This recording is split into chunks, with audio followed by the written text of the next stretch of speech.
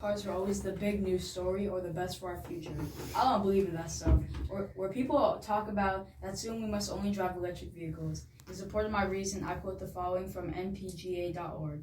There's a common misconception that electric cars are cheap to run. They often are, but if you are not careful, they can end up costing you as much as a standard petrol car. Take the Nissan Leaf. Charging its 24K WH battery pack, which provides a 100-mile range, can cost you as much as £6 on gas. CO2 offsetting future energy target. It's too much money, as we all know. Money does not grow on trees. That's what the point of getting more junk cars, when we already have cars roaming the streets as we speak.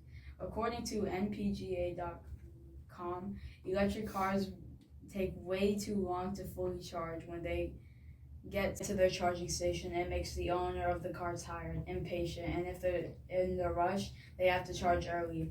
Then they should use normal cars to fill up faster so they don't have that long, boring, and to mention the 10-hour tiring wait that people without supercars using the Model S or X for their EV, if that's a Tesla. It takes around 2 minutes to refuel a car that has an internal combustion engine. It can take over 2 days to fully recharge a Tesla Roadster.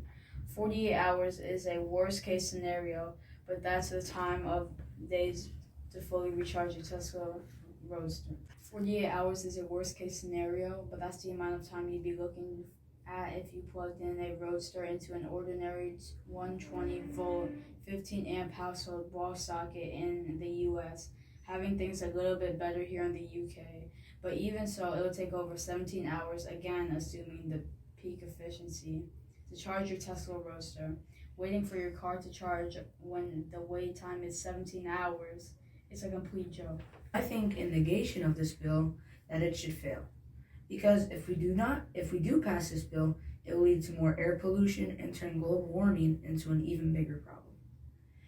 In support of these statements, I quote the following from imech.org. While electric vehicles don't directly reduce pollution, they allow for more control over the pollution that is generated. If you own an electric car, it saves you gas money, according to optimistdaily.com. It states, there is a 4-cent difference between owning a gas-powered car and an EV. EVs have lower maintenance costs than gas-powered cars and can provide you over 200,000 miles. While gas-powered cars emit more fuel into the air and cost you more money, you could have a Tesla or any other EV, electric vehicle, that conserves money and limits the amount of harmful gases being put into the air. And compared to cars that are not electric cars emit 43% less than non-EVs, stated from carbonbrief.org. To support this statement, the website Light on Solar has chipped in to say, to compare emissions, gas car emits 157 pounds of CO2 per millions of BTUs of energy consumed, while electric cars emit 65% of 117 pounds, or about 76 pounds of CO2 per million BTUs of energy consumed. Because electric cars are powered by 65% CO2 emitting fuel. That is my reasoning why this bill should not pass. Stated earlier in my speech, compared to cars that are not electric cars emit 43% less than non-EVs. So, if the percentage of air pollution does not completely deplete, why should we pass this bill? Yes, you are correct, it does not completely disappear, but it does reduce emissions a lot if we keep EVs instead of non-EVs. Can you explain exactly how beneficial EVs are not compared to normal cars? Well, they are a lot more beneficial because they can save up to $8,000, and like I stated earlier, EVs emit less fuel into the air than non-electric cars, and that show how both differ in the danger range. What is the difference in CO2 levels that EV and non-EVs have? Difference is that EVs only emit 76 pounds of BTUs, or 65% of 117 pounds, while non-EVs emit 157 pounds of BTU. Here, tell me this.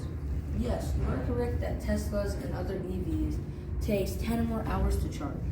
But isn't it worth it to limit air pollution and global warming? It is worth to wait 10 more hours for your Tesla and other EV to charge.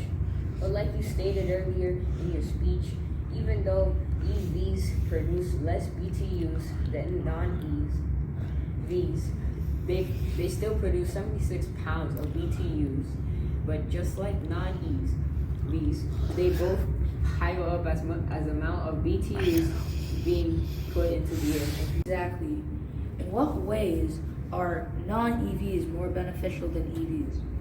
I am sorry, but I cannot answer that question currently because I do not have extra data on it. I will answer your question as soon as possible and I will get back to you shortly. Also, what sources did you have to search for to find your data? The source that fed me my data was npga.org. In conclusion, electric vehicles cause a lot of harm due to your taxes and more money spent on a vehicle that doesn't work all the time. When it's being used, your trust with a computer is that it drives you to someplace far, and that's who you trust it. These people put their hands with modern day technology and hope nothing wrong happens when an event like these ones, with car accidents and fatal accidents. To close up this debate, we should fail this bill not only to save money and limit air pollution and global warming, but to save lives. You might be asking, what do I mean? Well, I'm not talking about humans. Put them aside for a second. And let's focus on animals.